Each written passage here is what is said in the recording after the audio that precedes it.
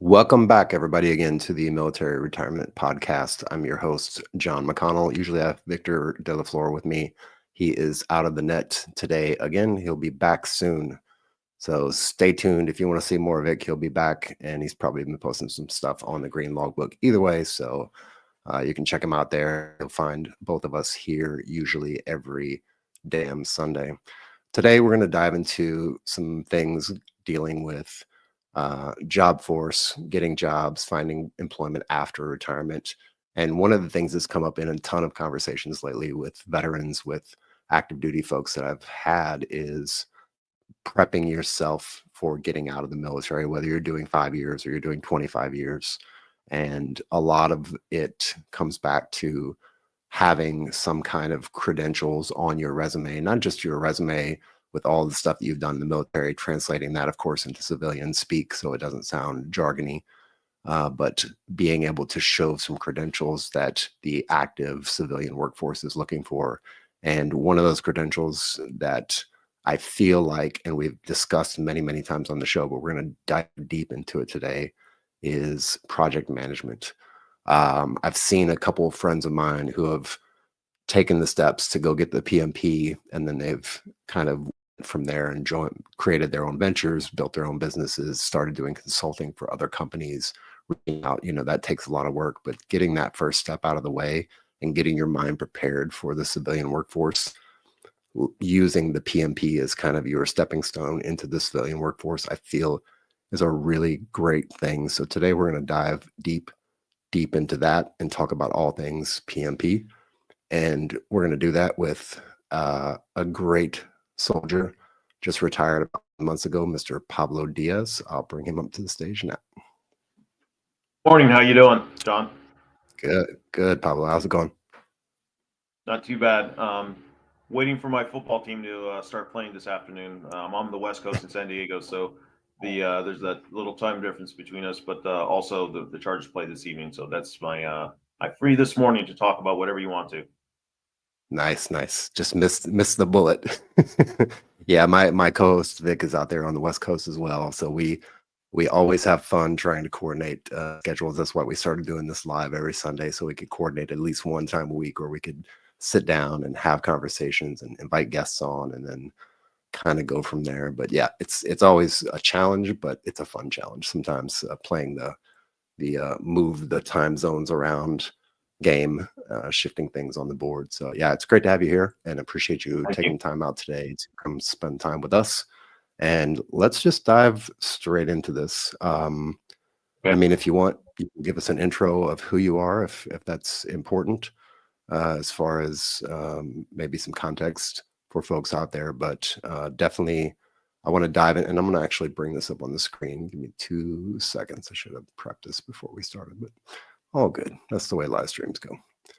I just want to bring this up real quick because this is basically doesn't want to work.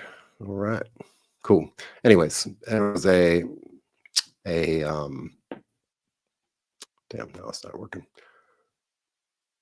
There was a LinkedIn post that you had posted up, and I read through it, and I thought, that is pretty damn good.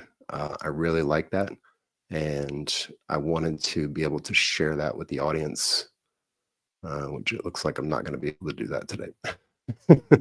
But basically giving a breakdown of your journey through going through figuring out how to get the PMP, getting it started, getting settled in, getting into a groove, and then completing the PMP. So we definitely want to talk about that. So yeah, the floor is yours, sir. Yeah, so I'll give you some background, and in order to start this discussion, I just recently retired about 10 months ago.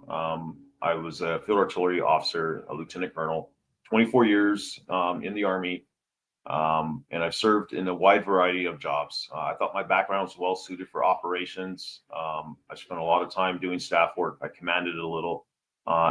When I retired about 10 months ago, I really didn't know how to apply that.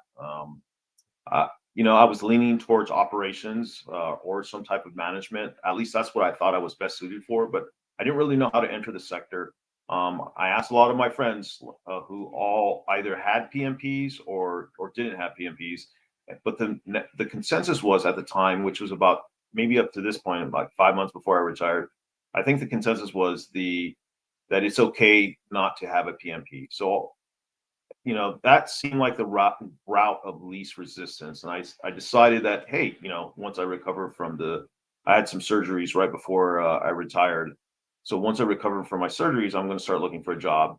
And I started out, and I noticed a lot of the jobs that I was interested in required PMPs or were preferred requirements. And a lot of the folks who are about to retire are going to find out when they start applying for these jobs. They're going to look at the requirements list, and they're going to say, well, I did that. They'll have either chat GPT civilianize their resume or do something to help them translate their skills into the civilian sector, which works fine. It's great. You just got to be able to articulate that when you're conducting your interview. But the point to that is when you think you fit well with an organization and your skills translate well, they're going to look for certain things. And the thing that I've found out is that a lot of them say PMP preferred or PMP required. And I applied to some of those, and those were the fastest rejections I've ever seen. Those, you get the notification via email most of the time. Sometimes you don't even get them that say, we're not interested. Thank you for applying. Look for other jobs that you're more qualified for. And that's great. So I started thinking to myself, well, there's got to be something I need to do. How about I get a PMP? I went to not a job fair, but a class in regards to like veterans transitioning, and a IVMF representative from San Diego was there, and I spoke to her and I told her exactly what I just told you. I'm having some troubles trying to be able to enter the job market. What are some of the things I can do? And she offered, have you thought about getting your PMP? And I said, yes, I actually have. Well, she offered a way for you to get your PMP through IVMF, which stands for Institute for Veterans and Military Families, which is at Syracuse University. The point to that is they were able to help me get my PMP within the 6 months that I wanted to get one at least. And what they'll do is they'll give you the guidance, they'll set you up, they'll pay for the test, and they'll give you the mentorship and the curriculum for you to pass the exam. And if you are a transitioning service member, I ask you to take a look at IVMF. I'm not related to them, but it was the easiest way for me to get my PMP. I just got it about a month and a half ago in September. And it is a difficult process, especially if you're a little older. You forget some of the things that made you successful in an academic environment, like studying. And then I think as you get old, it's hard to concentrate on certain things. So you have a lot of competing factors, things that take away from your time. And I'll talk about that in some of my points. But the ending to this background discussion is I registered and I set myself up through IVMF to take my PMP, which started I would call it a 90-day process after I finished my 35-hour boot camp. After I got my PMP, I decided I want to be able to translate my journey into words. And I did it in 8 easy steps, I think I made. And I posted it, and I've gotten a lot of feedback from it from a lot of service members who have been sending me notes saying, man, that was fantastic. The way you were able to break things down, we really appreciate it. So I did it to try to help other service members because I asked a lot of folks about how do I get my PMP or do I need one? No one really could tell me if, the things that I discovered on my journey. So I figured if I wrote things down for people to understand what I did, it would help other transitioning service members like myself become more competitive when looking for a job and making your resume more civilianized or being able to translate your skills into civilian speak. And that's pretty much it for my portion of my background and how I got to the point where I wanted to get my PMP. Yeah, that's perfect. And I found whatever was going on in the background there, it stopped going on. So now things are working, but I'm just going to throw this up on the stage real quick if I can. This is the post that basically connected me and you. I read the post and I was like, this guy's got it figured out. And we've talked about it many times. I threw the link for IVMF in the chat. If you're looking for the link, it's there, or just search IVMF Syracuse University. Again, we're not sponsored by them. We're not affiliated with them directly. Would love to be. It would be awesome. But this post basically breaks it down into a very concise, like 8-step program on what you did to be able to go from start to finish with your PMP. And we're definitely going to dive into all that stuff. I want to start out real quick by asking you a question about Sure. the just to get a little bit more context when you were getting out of service, because it's only been within the last year, maybe a year before that, or even 6 months before that, could be even longer, 2 years before that. What was kind of going through your mind as you were going through the process to figure out like your transition out of the military, retiring? What kind of things were like crossing your mind in that process before you even started thinking about the PMP? Yeah. So some people, a lot of service members are in different points of their careers. They're either super senior, or senior or junior. Whatever point you are, I will tell you that when you get out, this was one of my last talking points, but I would tell you that you need to be humble, because a lot of my skills that I thought would resonate well with people who with hiring managers were not that good. And I can explain it by saying that I was overconfident that I would be able to get a job and just step right into a position almost immediately after I retired. I was not looking at things that would impact my retirement. So I really didn't put a whole lot of attention to things like going on Defense University online and translating all my skills into required certificates from DAUs, what it's called. That could be another point that I'm talking about. Is the when you retire, you lose your CAT card, and you will not be able to go back on DAU and get your certification. So if you're getting ready to either transition out of the military or retire, I strongly recommend that you go on DAU, you take their 30-hour courses or whatever courses they have, and translate your skills into civilianized acquisition types of skills. Because once you get that certificate, you don't have to do the training, and you make yourself more open to jobs that require that type of training. Once you retire, you're no longer able to go into DAU and go back and get those types of training. So I will tell you, the last year, to summarize, I was overconfident, and I didn't really pay attention to the skills or the things that I needed, like going on DAU or do the transition courses that say, hey, here are the skills that you need to build in order to you retire. Because I was the lieutenant colonel. I thought, oh, I would simply be able to fall into a job that right after I retire. And I had a lot of job offers, but I didn't want to go to places that required me to be away from my family. I wanted to stay a certain region. I live in San Diego, so I mean, you can't pick a better place.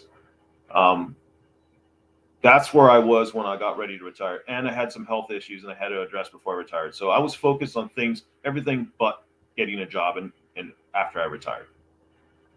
Yeah, and I can tell you, I've interviewed 1 and 2-star generals and a lot of other folks, and there's been uh, some 1 and 2-star generals that have told me directly, like, and these are guys that are coming from maybe like the Title 32 world, where they're seasoned, like doctors, for example, seasoned doctors. They've got their own practice. They've been doing this stuff for years. They've been running an organization at the highest levels, and then they get out of the military and retire from the military, whatever that looks like, and have the same kind of intuition about, yeah, well, it shouldn't be too hard. Like, I'm a 2-star general. How hard can it be for me to get a great job on the outside world after I've been doing this stuff for so long?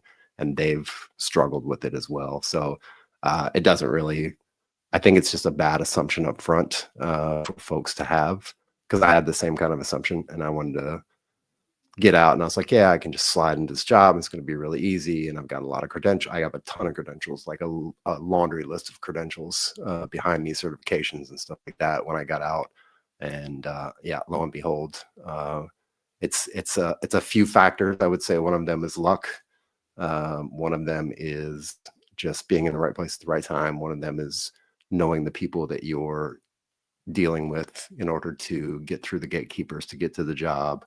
There's a lot of stuff involved in it, but setting yourself up for success using things like the PMP, Scrum Agile, those kind of things are definitely, at least from the civilian world side of things, right? Because the civilian world looks for different stuff than the military does in a different way. I guess they look for the same kind of things, but they look for credentialing and certifications. Even if you're an HR professional, there's HR certifications out there. Of course, cybersecurity and IT and all those folks have their certifications. I want to read this 2 comments that just came up. Hello, great info, retired, excuse me, in 2020. Taken me really past 5 years to be fully, oops, where to go, to feel fully transitioned to civilian life. And another one from Joseph Simpson. I'd say the failure to discuss credentialing was one of the biggest oversights of TAPS and DOL courses when separating from the military. That's yeah, I would agree with that as well. I mean, the TAP process, again, we talk about it a lot. TAP process is a great thing. They do a lot of good stuff for military members, trying to set them up for success. But it is also a one size kind of fits all. I mean, they've got different tracks you can take depending on what TAP you're going through. But yeah, it's not perfect. It's never going to be perfect. But that's where we try to fill in the gaps, right? That's why we do this, so we can fill in the gaps and help people get to where they need to go. And then one last little comment there, I'll throw it up. 100% from a Mo perspective. Welcome back, Mo. All right, so let's just jump right into this, and we can go in any direction in any order you want to go in. Just give me a starting point topic, like kind of title, and we can just go from there.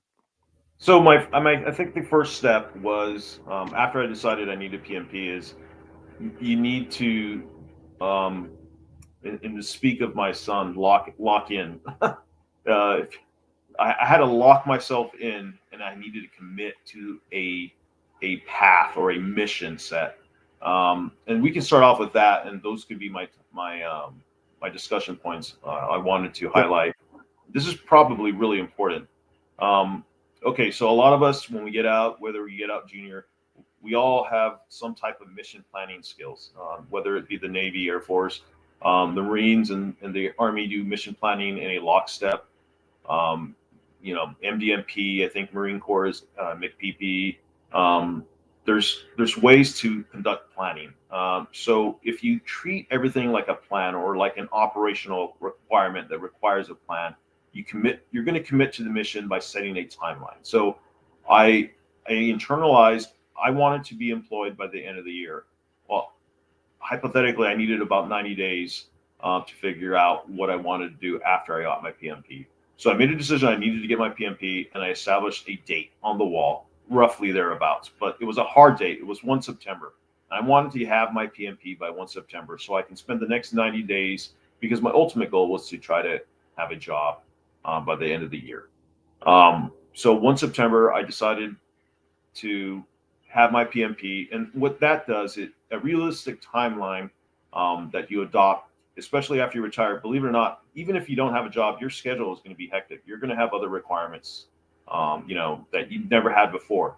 Like, you're always gone, you're always doing things, and then you get home to your home, and there are requirements. You're like, man, I can't believe that I have to do all these things in the house because I never had to do them before. So your time gets spent, and then there's vacations, kids in schools, kids graduating. You got to be able to decide a date and then build a timeline and backwards plan on that timeline and make milestones within your timeline. And from there, set up a battle rhythm where you're going to devote your time to study periods, and it's not going to be interrupted because you generally know that no one's going to interrupt you at these times. For a lot of us, we're early risers to begin with, and my decision was to study in the morning. And I set a 3-hour time period before or after I got to the gym. It's normally before, where I studied the material that was given to me after the boot camp through IVMF. And I talked about the boot camp. I don't know if you guys ever talked about getting a PMP here, but before you qualify to get your PMP, you have to attend a 35-hour boot camp, which is sponsored by IVMF or other organizations, or you can just pay for it yourself and take the 35-hour boot camp. But from there, you'll have the material along with other sponsoring organizations to build your curriculum on how are you going to get smart enough to pass the PMP. And so from there, I committed to the mission. I established my timeline. I backwards planned. I decided my milestones on where I had to be. And then I use other resources like the PMBOK, which stands for Project Management Body of Knowledge. And then there's the Agile Practitioner's Guide, which helped me with my study habits and things that I needed to study. So that was my number one point: is you need to commit to the mission. You need to establish a timeline. You need to build your milestones, and then you need to get all your materials and build your curriculum into this timeline and devote yourself to getting your PMP over a realistic time period in order to get it. Yeah, so that's a lot for people to absorb, maybe. If you're taking notes, and of course you can play this back, you can get the transcript of it and read through it if you need to, or throw it in ChatGPT and have it summarize it for you and give you, or you can just go to the LinkedIn post and read that, and that'll pretty much give you everything you need to know. But that's why I wanted to dig into this, because it's a whole lot of stuff, and it may or may not seem overwhelming, but it's definitely doable. And it just takes the commitment to effort and I guess the planning part of it, and sitting down and actually doing the work. So for those folks who are retiring and you're not jumping straight to a job, like, you should have an ample amount of time. Yes, you're going to be taking on a lot of other responsibilities. There is things that happen in the house that you're probably not aware of, being in uniform all day, every day. Like laundry and dishes and, walking the dogs and feeding the cats and all that good stuff. But yeah, it's not impossible. And I want to touch on your battle rhythm that you set up real quick. You said basically in the post 1 to 2 hours a day, make it a routine, block the time off on your calendar. Your particular study time was before the gym and on weekends. Was it easy for you to just go ahead and set that up? What was the hard part of setting that up? And then once you set it up, of course, it worked. But what was the hard, was it a mental hard part to get over? Was it just a calendar scheduling hard part? Yeah, I will tell you from a calendar perspective, if you commit to the mission, you know exactly what you need to do and how to do it.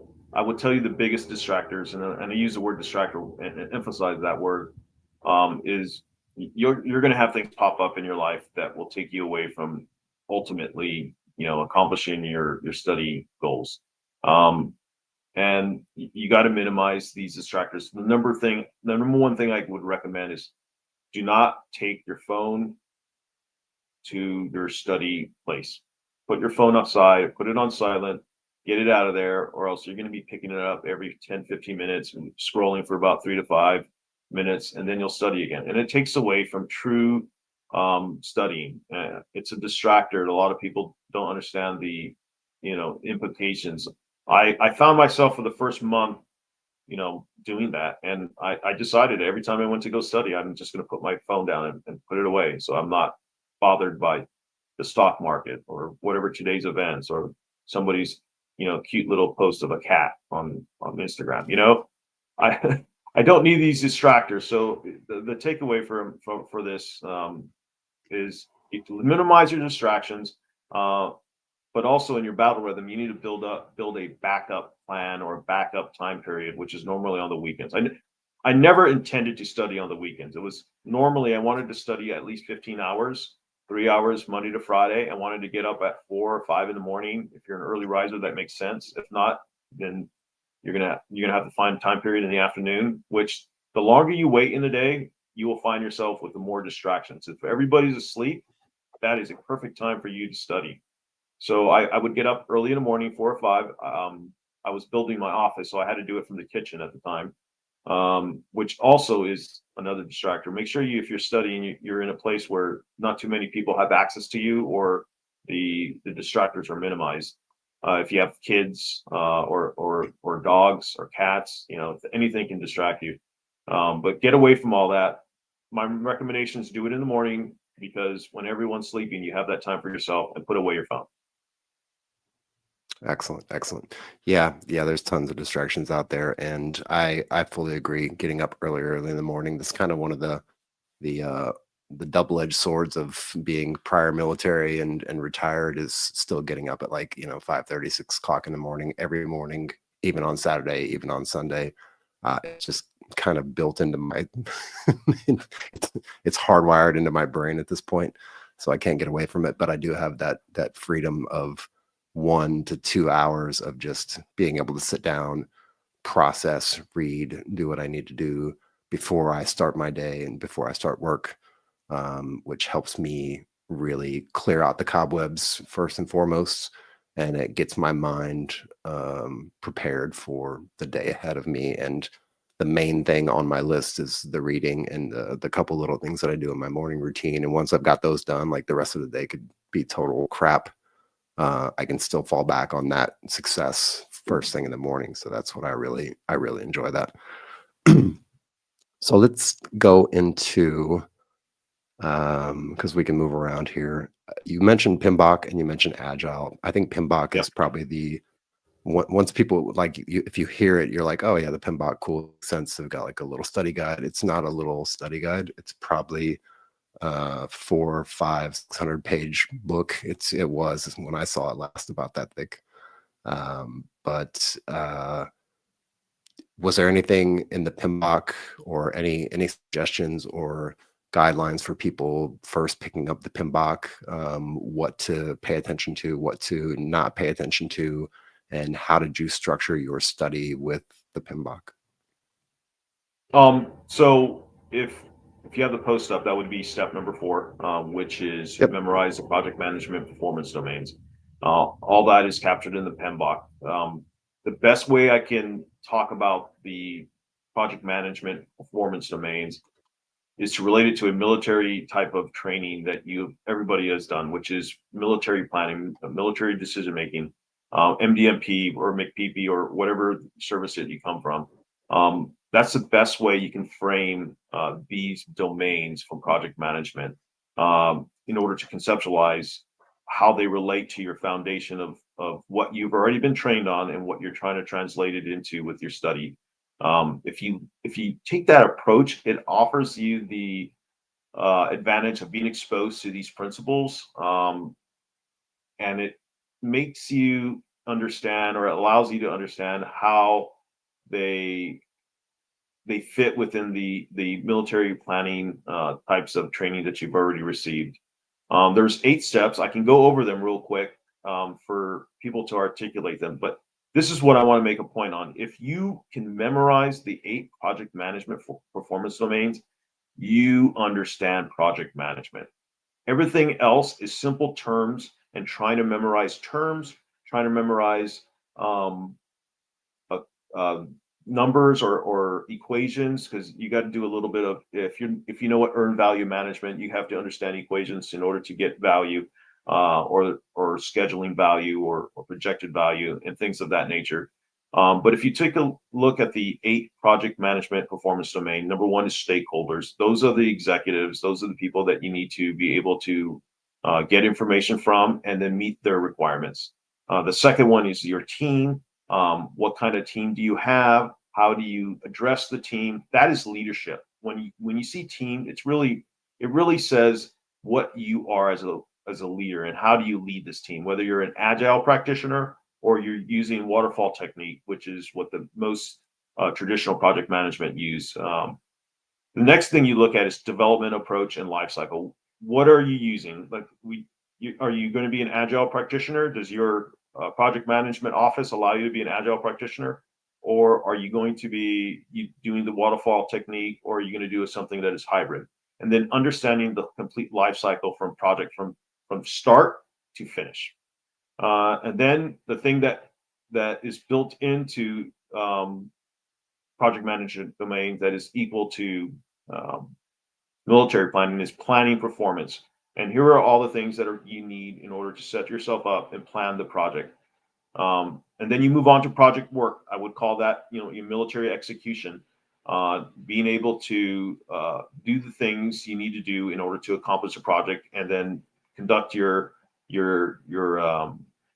retrospectives, which are, in my opinion, AARs, and understanding what are these things, whether you're doing sprints or reviewing project milestones. That's what project work is, doing the project actually. And then the delivery of the project. Did you meet all the requirement testing? Did you meet the timeline? Were you under costs? That is the delivery. And then the measurement is really built into these other domains. And these are the things you need in order to be able to demonstrate that the project is going to meet the requirements that were developed during the stakeholder phase. And are they tested, and are they going to meet their test requirements? And then uncertainty, I would call that the fragmentation order phase, when you got a different result than what you have, and you got to find a way to make sure that you minimize all the risks, that you're sorry, that was a wind blowing the door, that your risk has been mitigated, and you have solved for all the uncertain measures within your project. If you study these, when you take the PMP exam, you will have the confidence and you will have the abilities from a standpoint to dissect each question and understand what the exam is asking you. In my opinion, it's 180 questions. I think you have like 135 seconds about a minute and a half to answer each question. So you got to know what they're asking you, and then you got to be able to articulate that by choosing the best answer during the test. Okay, that's really good. And like I said, the PMBOK is a huge book. It's a little overwhelming when you first pick it up and look at it and start flipping through it. But once you get into it, yeah, those 8 domains, that's a great tip, to memorize those performance domains and actually memorize what each one of them does. And I like how you connected it back to military, understandable military structure, right before, like the op order or the frag order or something like that. That's a really good mnemonic to kind of like translate that back and forth so people can understand it. If you're coming from the Army, of course, we don't know how they do it in the other services. We do it the best. Yeah, the other talking point I wanted to talk about is the PMBOK has another accompaniment. I mean, there are all sorts of books that are written on how to pass a project management or what is project management, but the PMBOK and the Agile Practitioner's Guide are the Bibles, or so to speak, or the field manuals from a military perspective on what project management is.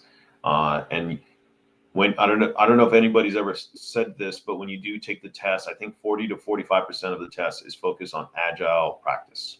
So you got to know traditional and you have to know agile. Yeah, it's interesting. And I lean more towards agile than waterfall, just because of the way it's set up and because I've seen so many organizations work that way. And this is maybe just kind of like a side quest kind of question, but when you're thinking about the application of the project management, like what type of project management framework do you want to use? Um, are you agnostic to it? Do you think it makes a difference, or does it make more sense to be able to go into an organization who's potentially using a waterfall type structure and then introduce them to like agile and scrum and be like, this is the way you guys are doing it. This is the way we could be doing it. And here's how we make that bridge between the two, or more of just kind of stepping back and saying, and maybe this relates back to your military career as well, like how you led as a leader. But do you feel like you can be agnostic to whatever the type of application of the project management is, or do you feel like one or the other is better or worse, or is there a blending of it? Like, how do you feel about that? So I'll give you the book answer that was given by Susan Daniels during she was our instructor for our 35-hour boot camp, and she just laid it down that the PMO, project management office within every organization, will dictate what methodology what delivery approach you're going to use. That's what it's called, delivery approach, which is part of the domains. What you are going to use in regards to how are you going to manage the project. But she also added, you as an agile practitioner and a servant leader want to focus on getting the most bang for the buck, essentially is what she defined it. And that is using agile, smaller teams, which are more flexible. They use an iterative approach, and so does waterfall, but they're shorter. They're called sprints, from my remembering of what the project management, the PMBOK stated, or at least the practitioner stated. But it's not done in a linear sequence like traditional waterfall. It's broken down into smaller, manageable increments where you can fail fast, learn from your mistakes, and then fix those mistakes for the next iteration. Yeah, and also you can pivot a lot easier, whereas waterfall with its linear kind of, that's why they call it a waterfall, because you start from here and you go here and you go here, and there's a lot of dependencies that allow the next step to happen. And sometimes those dependencies don't get met. Then you get scope creep and the whole project gets pushed back, 36 months. And then you've gone from something that could have been simple to something that turns into a complete nightmare of a project. So yeah. Okay. Let's hop back into relentless. Well, no, let's do so we talked about agile, and you said half of the exam was actually agile. You can actually, so if you wanted to take the agile as a precursor to the PMP, would you recommend that? Like I've done the agile and the Scrum kind of tests, and they have various organizations that do them. You just have to look out there and see which one is what. But would you consider that a good idea to maybe go and dip your toes into agile and get the agile kind of certification first and then jump into PMP? Because the PMP is a really, really long, drawn out kind of thing. Yeah. And it requires a whole lot of steps in between to get to that point where you get the actual certification. Whereas the agile is like, read the book, understand how it works, take the test, pretty much, basically. Yeah. I will tell you that you need to know the concepts of project management that are laid out in project management body of knowledge, or the PMBOK. You have to have that foundation. There are principles talked about in agile that if you don't understand what project management is from a waterfall perspective, you're not going to have the framework to answer the questions. You're not going to understand the concept that is being presented to you. That's why I think it's more important to understand the PMBOK than it is to understand the agile, because one comes before two, and you got to understand one before you're able to understand two. I think if they're building blocks, from my perspective, at least that was my takeaway. I'm sure there's other people who think differently than I am that are probably more brilliant, and they're able to determine that they can understand concepts easier from an agile perspective, and just study that and take the agile certification, which PMI, Project Management Institute, if I haven't talked about it yet, in order to get your certification, that is the organization that will give you the certification in the United States. So I would say, from my perspective, from my understanding of what was taught to me in the boot camp, and by other practitioners, they will tell you, understand the PMBOK and then move on to agile. That's what I have understood, at least. Okay. Yeah, makes sense. I was just asking, just out of curiosity, because I have gone down that Scrum Agile kind of that rabbit hole of knowledge and learning. And I'm going to drop the PMI link in the chat for anybody if they need it. PMI is the governing body over the project management certification and many other certifications as well, Project Management Institute. So that is your gatekeeper when it comes to getting your project management certification, for sure. All right, so let's hop back into this list here. And if we need to veer off again, or there's something that comes up that you want to throw in or you think about, feel free to just stop me and we can just go down that path. Practice relentlessly. And I think it kind of ties back into what you said about setting up your schedule. I think if you can set up a schedule and be able to block off that time and give it your 100% focus. I think that sets you up to be able to practice relentlessly. But let's talk about what practicing relentlessly sounds like, what it means. To summarize what I think I said, is the PMI, the boot camp instructor recommended that you have over 150 study hours, and that is actual hours instead of, doom scrolling hours. Is to sit for 150 hours and study the material. If you go through IVMF or whatever organization that you're going through, they're going to give you the curriculum. They're going to give you access to a PMBOK. You're going to have the practitioner's guide, and they're going to offer other study materials that help you understand project management. It's up to you to decide how you use that material. You can use ChatGPT. You're going to say, hey, I'm building a realistic timeline, and I need you to help me establish a timeline or all my gateways or things that I need to do in order to accomplish this. And that ChatGPT or whatever AI you're using can build that, or you can do it yourself, and which I recommend because it allows you to identify realistic things in your life that normally will not yet you would be able to take account for. I will tell you that after you're done studying for 150 hours, I didn't plan my timeline built on 150 as my endpoint. I built it as I would call it pathway to get to the time where I had to take 3 practice tests. IBMF says you have to take 3 practice tests in order for us to pay, because they want to make infinitely sure that you're going to take the test and you're not going to fail. So they require to get, I think, an 80% on each test.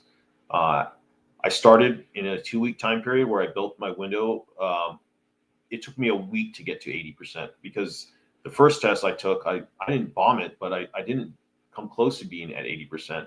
And then I will tell you, in small increments, about 5 to 8%, you'll improve your score. So after about 4 days of re-looking at the material, you get what a lot of these practice exams allow you to do, like Captain Learning. They'll offer you their missed questions, and then they'll give you why you missed it and the where you can find it in the PMBOK or wherever the information's at. So that's really easy. IBMF uses Precipio, which in turn uses Kaplan Learning. So I was using Kaplan Learning exams. A lot of my friends have told me, a lot of the guys in my cohort at least, were telling me that they just started off with the exams, and I haven't heard from them since then, and I don't know if they passed or not. And they may be brilliant people, and you could do it that way. You can take the test, you can get your 20 to 30%, and then just build all the way up till you get to a comfortable level. But I don't know if that to understand the complete methodology of what they're trying to teach you, you have to start from step A and end with Z, and you got to know in between. If you're just taking the test, I'm sure the tests don't cover 100% of the material, and you're going to be left behind when it comes to taking the actual exam. You're going to have an answer, and then you're just going to guess. You're going to I don't have any clue on what they're asking me, so I'm just going to guess. And that is not a good methodology to go into an exam, at least from my perspective. And that's what I guess I wanted to say is practice builds confidence. And you'll take your 3 exams, you'll get your 80%, and then you'll schedule your exam. Take in mind when you schedule your exam, you're probably getting a few days of extra practice because these tests are only offered like once a week or once every 2 weeks in certain areas. So you may actually have 2 weeks from the time you decide that I wanted to take a test. Mine was actually 6 days. I wanted to be PMP certified on 1 September. I took my test on 6 September. So I had a few days to take more tests, in which I almost perfected. I almost got 100%. I got a 98% on my last test. But that confidence of practicing and making sure that you take the test, you understand what you need, or the practice test, you're ready to schedule your exam, you're confident you know the material. And when you do take the test, you should be super confident when you walk into that exam room and you understand what you're about to get into. And practice makes perfection, I guess. A lot of people don't like that answer, but it does. That's basically what I want to say in my point. Yeah, I've actually, so it's funny, practice makes perfection is definitely something that I've heard many, many times from some really high performing people, because I consume a ton of podcasts and read a ton of books either way. And I've heard that a couple times over and over. I did want to ask one thing pertaining Sure. to to the exam itself specifically. Have you taken a lot of like certification exams for various kinds of certifications, or was this your first one taking? This was my first. I think the last real exam I took was to get into college. You know, I can't even remember when I took an exam like this. So it's been a good, I think 20. No, I when I got my master's, I took the course in order to the exam to take your master's. So I don't even know what that's called anymore. Um, so that's been about 15 years since I put myself in an academic situation, and that's why I want to stress for you younger kids, you have the tools in learning how to study. Most of you either went to college or just graduated high school or attended some academic university where you have your 4-year degree and you're deciding to get out or whatever education that you got. But when you get older, you forget your study habits, and a lot of people are using AI to build to I call it fill the gap. I mean, it's a method, but it's wonderful to help support your knowledge, but it shouldn't be the answer. And so I've used ChatGPT extensively, but I try not to use it in regards to trying to get to my answer. I use it to support how I get to my answer. Uh, and so I will tell you that all these things that I've learned have allowed me to have that confidence that I can succeed academically after 24 years of service, that I'm going to be able to step into an exam room. And I can talk about that, some of the things that I used in order to get there. But being in an academic environment as you get older is hard to understand. And I don't know if you get older, but it's harder to concentrate. It's just so hard. You get so many distractors, and then something happens and you're thinking about something else, and you really didn't inhale or ingest or understand the passage that was presented to you in order for you to understand what they were trying to tell you to take the exam. So that's why you need to practice. You will look over the same material over and over and over again. I must have read the same passage about delivery approach 100 times because I didn't understand conceptually what they were trying to say. And I would go back over and over again, and then I would take a practice test for 2 weeks, and I'd miss the same type of question over and over again. I'm like, why do I not grasp these concepts? Well, I can only overcome it by, I don't know if it's memorization, but just rereading what they're trying to tell you in order to conceptualize in your mind what the answer may be. Because in the exam, they may present that same type of environment or same situation. Because a lot of I don't know if anybody said anything about the way the PMP exam is set up, but it's situational. So they're going to present a situation and they're going to tell you A, B, and C. And then they're going to say, what do you think is the best answer if you decided to go with this B route instead of A route? So you got to understand the total concept of this exam question. And the only way you can do it is by making sure that you're overly confident when you go into the exam, and understanding what you need to do in order to pass. So Yeah. Yeah, I asked you that because I've in my military career, being in the IT field and then cyber eventually at the end of my career, those specific career fields require a litany of certifications, whether it's Security Plus, Net Plus, yeah, uh, whatever, just name the certification, SANS certifications. And the majority of those certifications are proctored tests where you have to go to a testing center, you have to sign in, you put your cell phone in a lockbox and all your stuff. You go in the room, they give you maybe a pencil and some paper.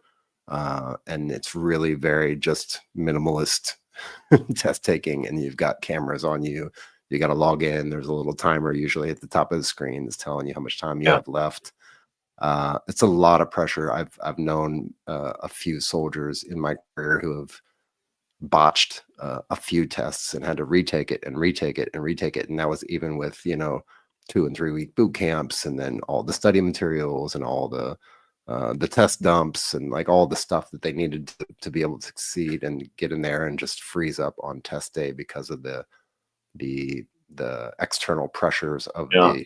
the environment in the room and the testing facility. And it's weird if you've never done it before. So and I feel like being older kind of gives us a little bit of a leg up, because we Yeah. actually have had to deal with kind of pressure situations like that before in our lives, Yeah. I would think, where some of the younger generation hasn't necessarily had to deal with that. And, with all the eighth place trophies out there, sometimes they don't even get to experience failure in a lot of cases. So It's funny yeah, you say that, that's good. because the going into the test, that's you can a lot of folks suffer from anxiety. Whatever, Mhm. executing under pressure. That's one of my talking points. But you go into that test, and if you have any doubt, you're going to let that doubt creep into your mind. And when you start taking the test, it's going to seem like a foreign language is being presented to you, and you're just going to totally forget the concepts that you were Yeah. trying to understand in order to answer these questions. So I would agree that anxiety plays a lot of it is a big portion of why people fail the test, because they can't comprehend, because they're so worried about failing that they can't concentrate. Um, but there is a fix. We talked about it, just practicing, taking your exams and understanding what's presented to you. And it, and I will stress this again. You go in there confident. Yeah, it's going to be tough, and I'll talk about some of that too if we get to that point. It's going to be tough, but you're gonna come out and you're gonna pass your test. And when you get your paper, because almost all these exams, they tell you what you did almost immediately before you get the official word. And when you hand in all the stuff they gave you when you're taking that proctored exam, they're going to say, "Okay, here you go." Then you're going to hand you a sheet of paper, and they're going to turn it over so you don't see the answers, which also builds anxiety. But if you're confident that you understood the concepts, and that you did well in the test, you're going to be able to turn that over and not stress about the answer, because it's going to say you passed. Yeah, and sorry to jump over that. I didn't even realize that was Yeah. the next point: execute under pressure. But it's. I mean, I feel like it's really important. It's really. I feel like it's the 80/20 lever that will either make or break a good test, is being able to understand like it's gonna be a little bit of a anxiety producing environment. Yeah. So if you're doing the practice tests, maybe that's one of the things that you incorporate into doing your practice tests, is like set up a sanitized room, like have your wife or Yeah. your spouse or whoever come in and take your phone and sit there and like look over the top of you, maybe even get like a fake camera and sit it in the corner of the room. And I think they've got timers on the screens for those as Yeah. well, but just kind of set the environment up so that you're practicing like just like we do in the Army, right? You train Yeah. like you fight. Yeah. Setting that environment up in that sandbox environment so that you can be ready for when you actually go in and do the real test. Um, yeah. All right. As far as executing under pressure, anything else that we need to add to that? You wanna? Yeah, I just wanted to talk about the test in itself. Yep. So when you take the test, when you take the PMP exam, you will have 180 questions. You'll have about 3 hours to finish it in. You'll have two 10-minute periods where they'll give you a break. You're only allowed to drink water. I don't think if you bring food, you got to put it in a wall locker. You got to pull it out and eat it. But the point to that is you probably have about 130. I can't do the math. I'm not a math guy, but about 140 seconds to take each question. So you don't really have time to, if you don't understand what they're saying, and if you already busted a minute, move on to the next question. You'll get a chance before you hit submit, because every period you have to submit your test, then you go on your exam.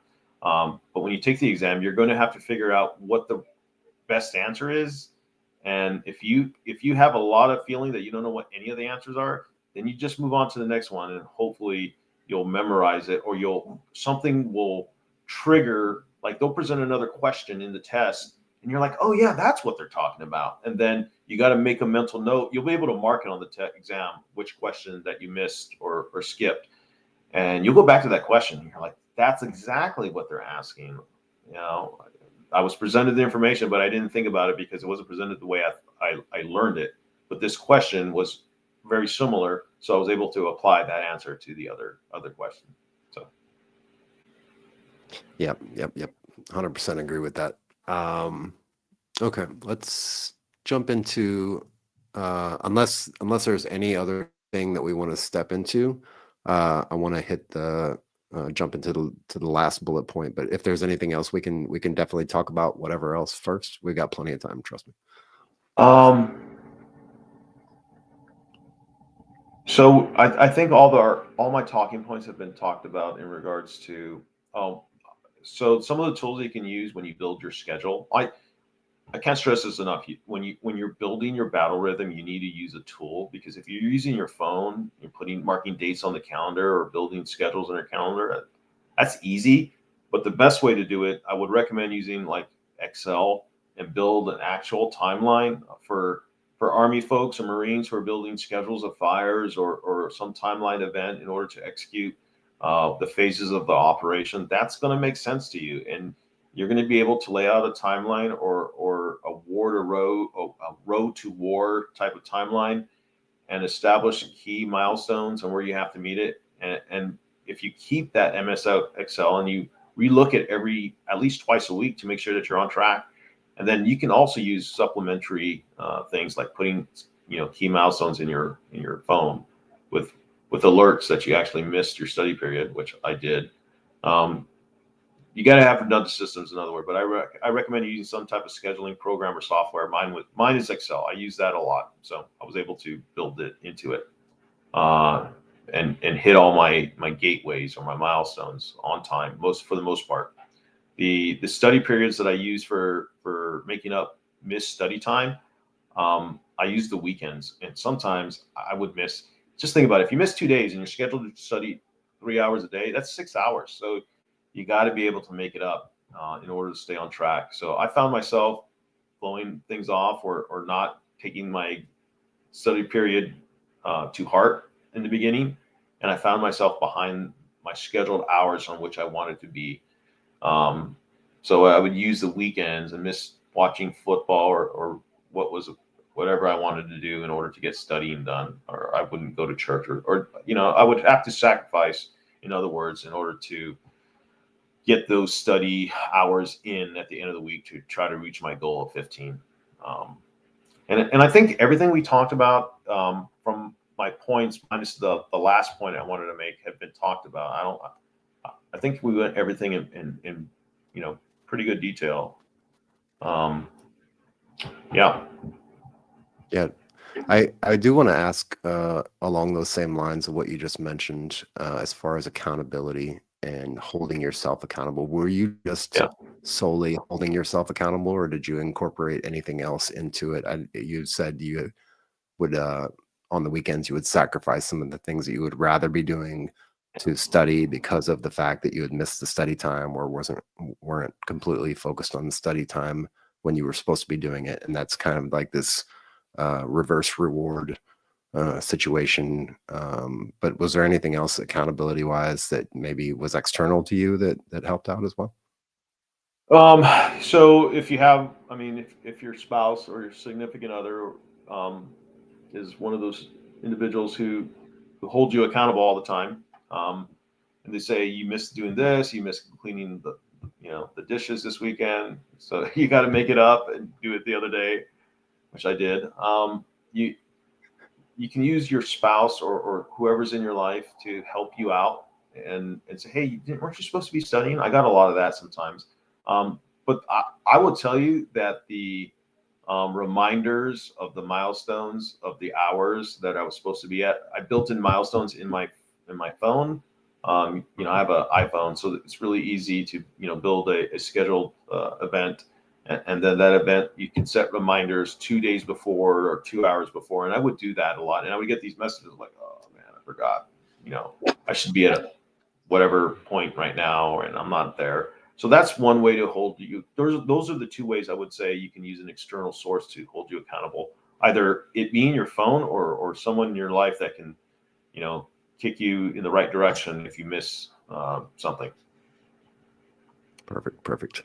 Okay, so I think not only is this last bullet point going to be relevant to this whole conversation today, but I think it's also going to be very relevant. It's something that I've discovered over time, Victor's discovered over time, the people that we've talked to have brought up in a lot of different conversations, the ability to, uh, as you put it in your post, recover and reflect. And I really Yeah, want to hit on this from multiple angles, not just from the PMP side, but also from maybe the retirement side of things, coming out of uniform, going into civilian life, and even some of the steps along the way getting into civilian life. I'm sure there's been times where you had to do this either way without the PMP exam being on the chopping block.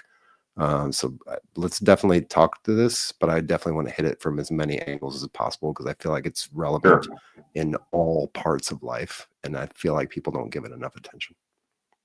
Yeah, I'll start off with saying that once again, we're going back to the test. That was my main point, is that when you finish that test, whether you pass, I'm not going to speak negative. Everybody who designs their own methodology and what will build, and if they were to use some of the things that I presented, you know, you're going to be successful. Whether it's successful or not to pass a test, that's entirely on the individual. If you hold yourself accountable, my belief is you'll be able to pass a test and you'll do well.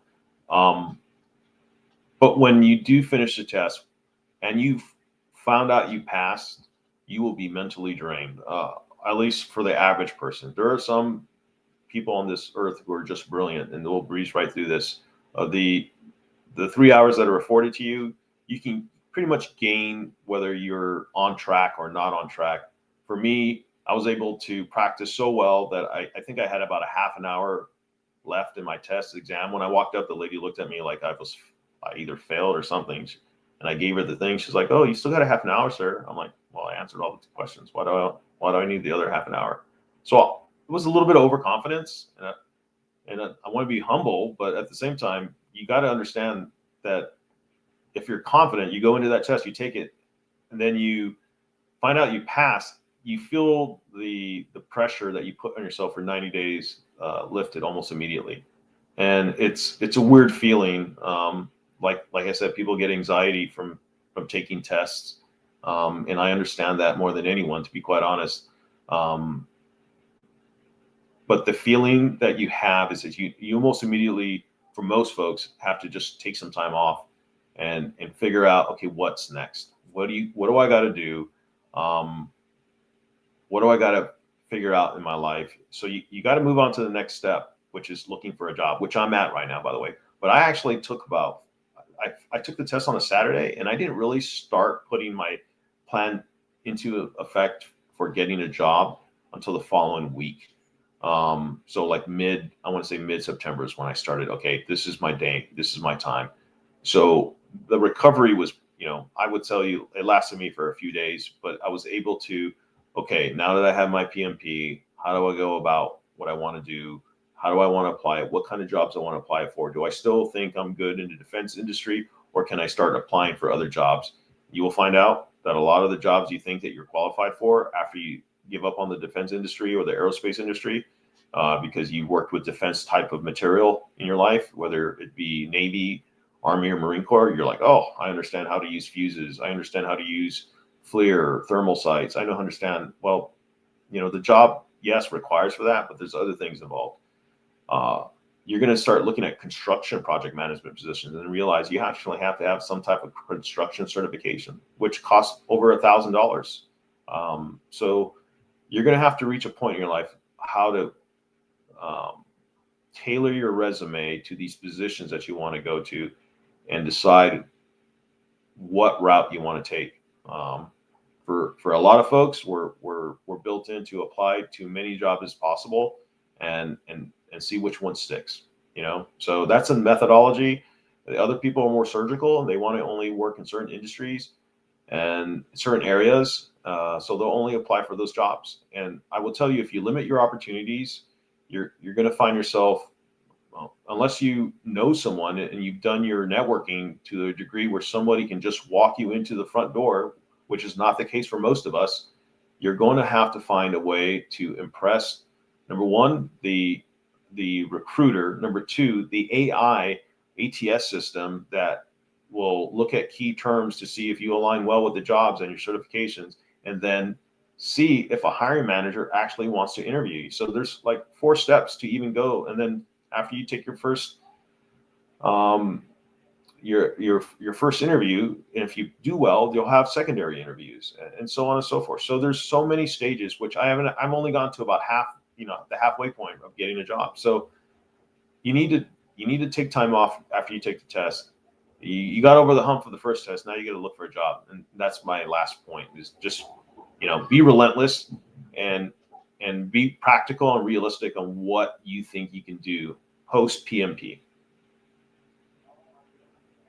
And as it relates to your transition from the military to civilian life, that you've had so much time in between coming off of active duty and then being a civilian, and I know you got to take it from the perspective that you've experienced. Myself personally, I took a, whether I wanted to or not, kind of chose it but didn't choose it, hiatus of about 3 years between coming off of active duty and actually stepping into another job. And I mean, to be honest, the job search part of it, and then the interviewing, and then getting actually hired was quite longer than I ever expected it to be. But I feel like that 3 years kind of gave me a good distance from the military, and it also gave me a good distance from the regular job market that I would have been exposed to if I would have came directly out of uniform, directly into a job.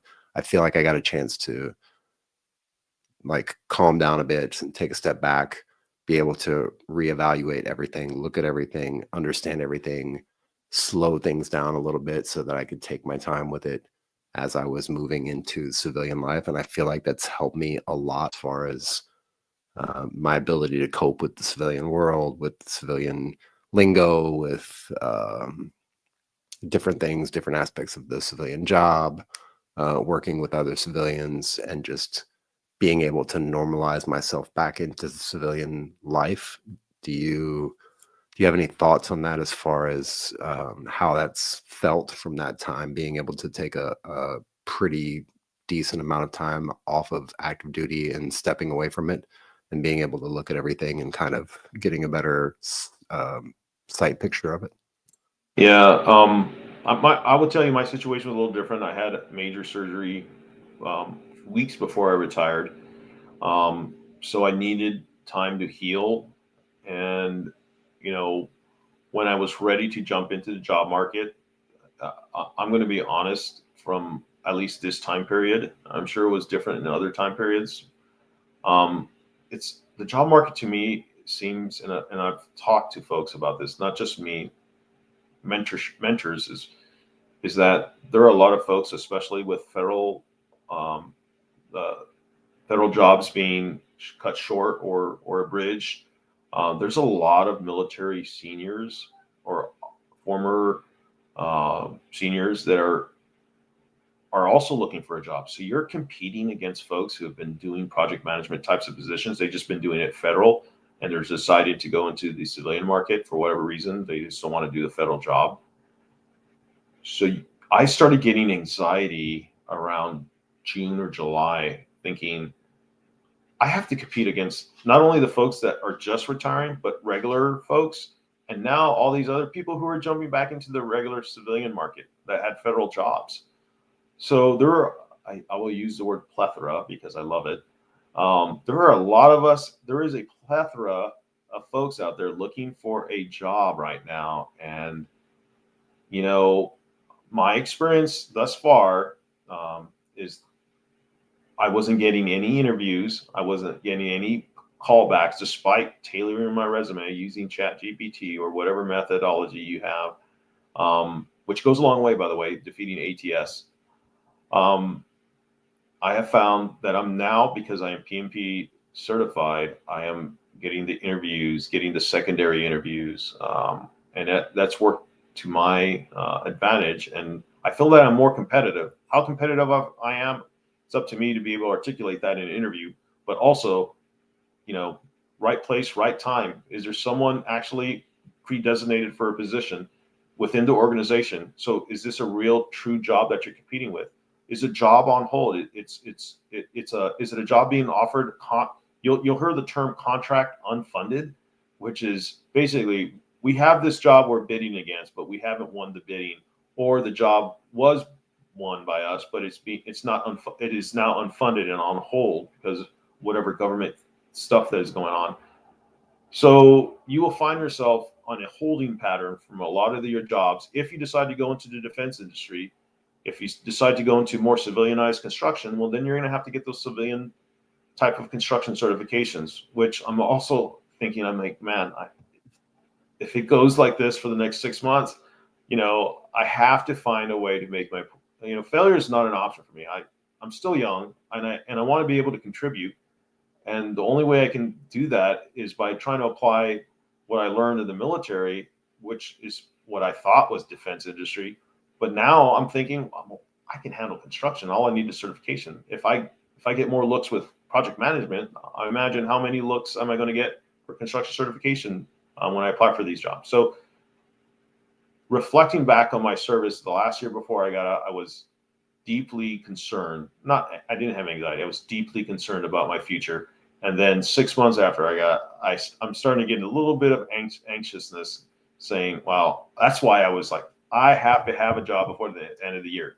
Also, for those who have TS, if you talked about how you worked in the cyber world, you have securities, right? You either have a top secret or a TS/SCI or with Poly, whatever your case may be.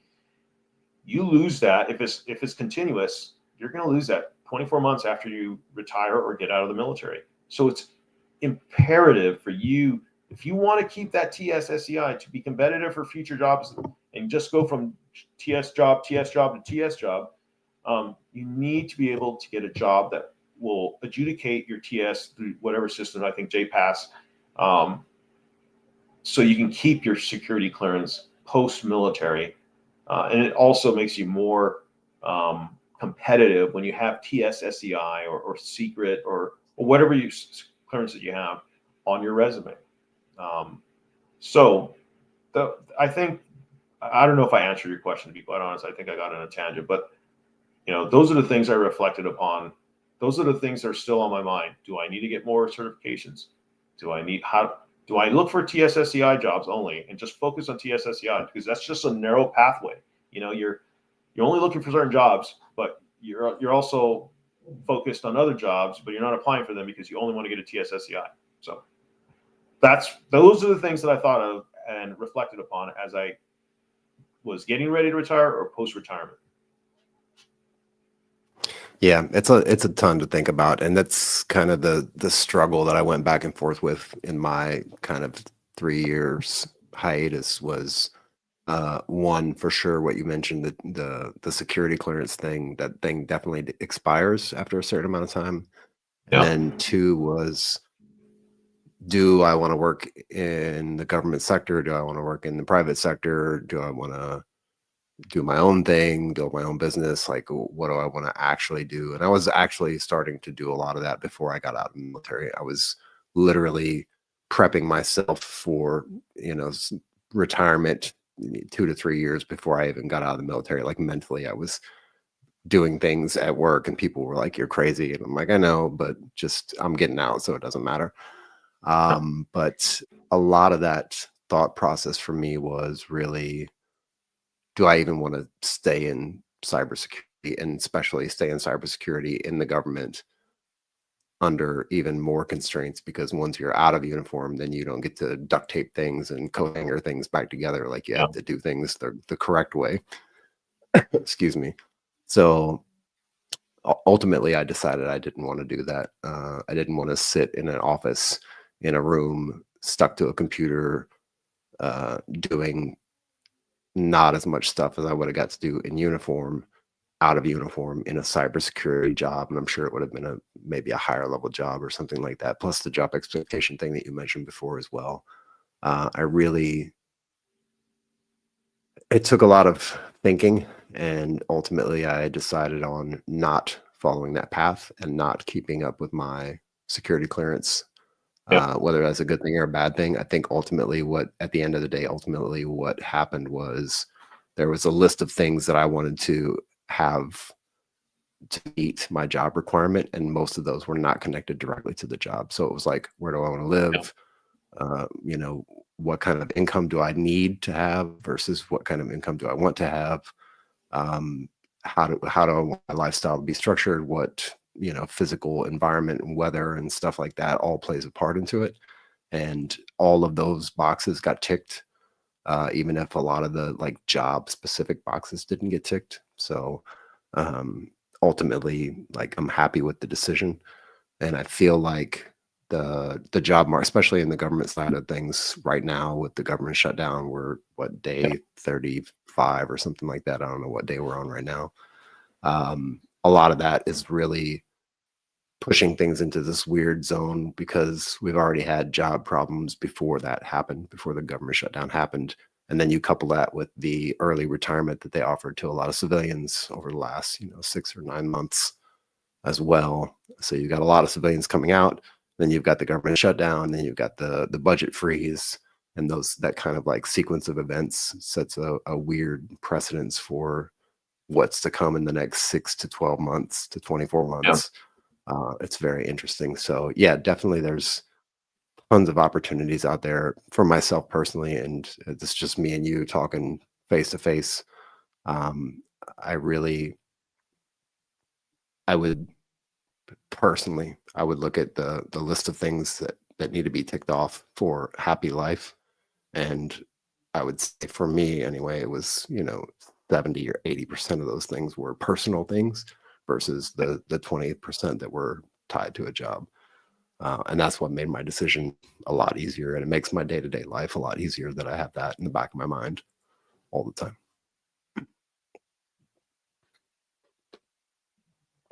So with that, yeah, it's been a long conversation. We can go on forever, or we can wrap it either way. If there's anything else that we haven't talked about, anything that you would like to present to the audience, some parting words.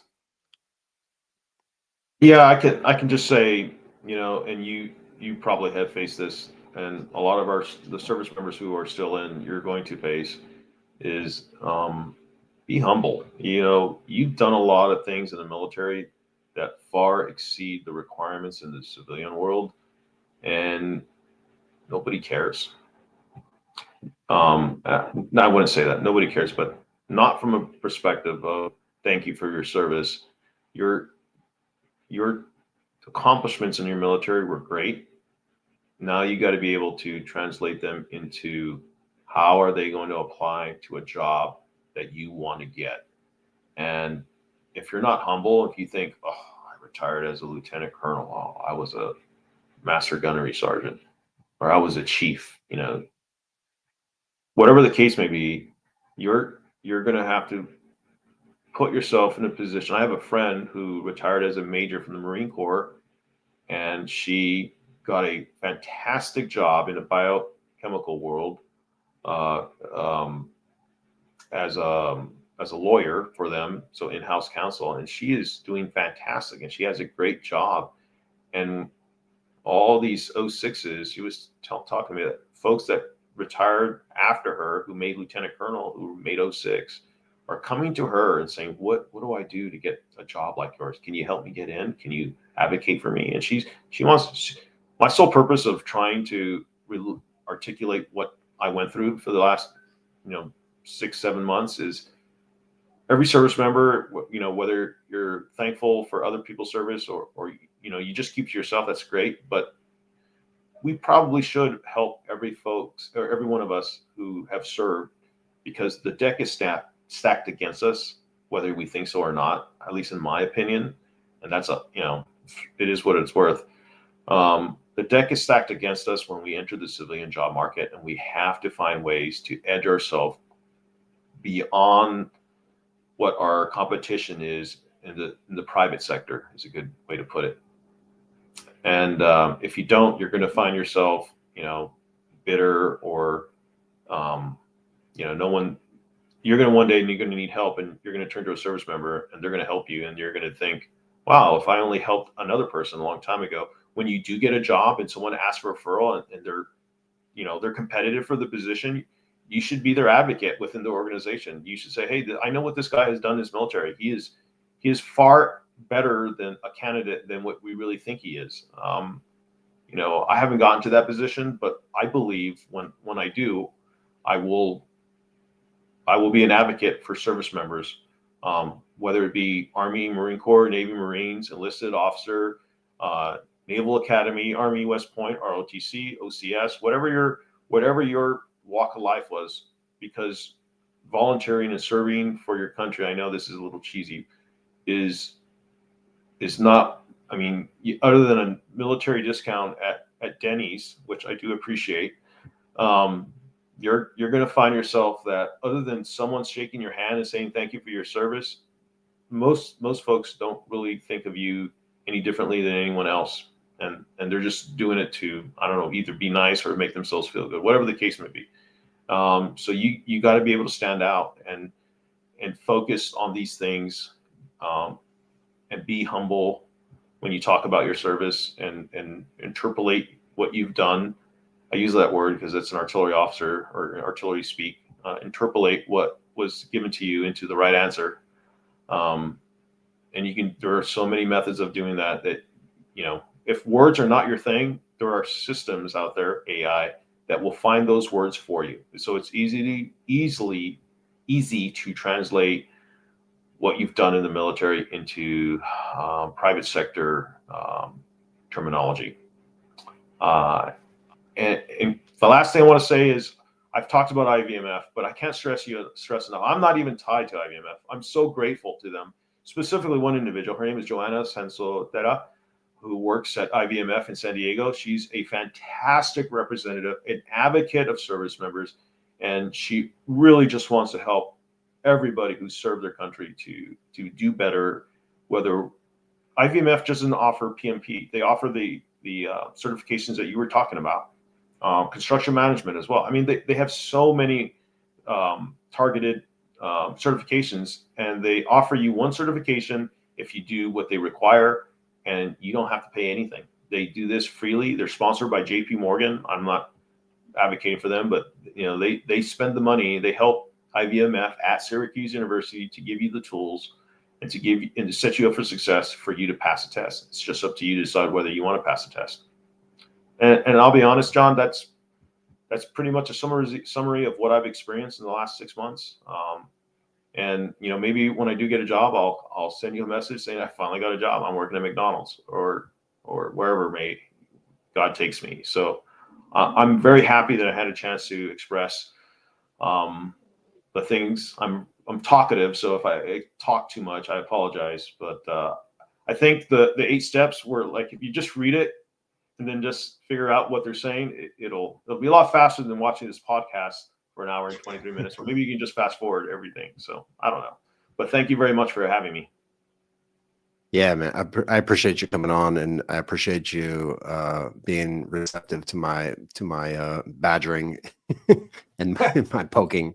I do that a lot. It's how I make things happen on this podcast, as much as possible. Me and Vic both just reaching out to folks, and I really enjoyed this kind of format where we get to take just a LinkedIn post that you put together that was the result of 6 or 7 or 8 or 9 months worth of stuff that you've gone through, work that you've done.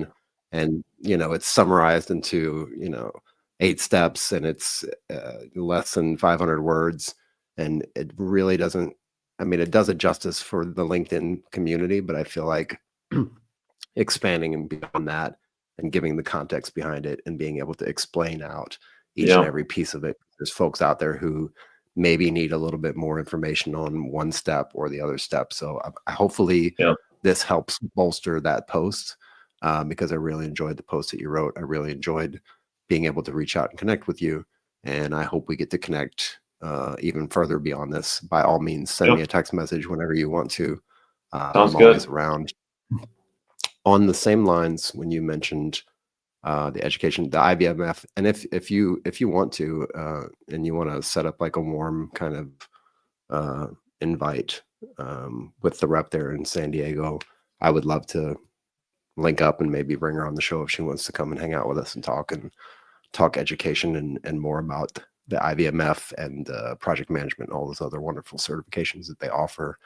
Just to tack on at the end, the construct, and I don't know if they do it specifically, but if you take a look at GA Vector, VECTR, they're in South Georgia, and they basically have this huge facility where they do a lot of industrial training on site. So you can go there. Yeah. I think it's Warner Robins, I think is the Air Force Base right across the street.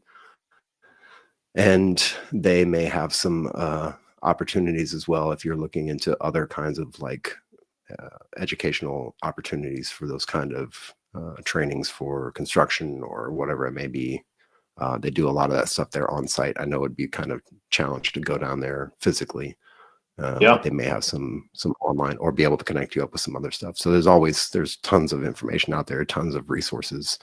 That's the whole reason why we're here. But I will say, thank you very much. Really, really appreciated talking with you. I really appreciate you taking the time out.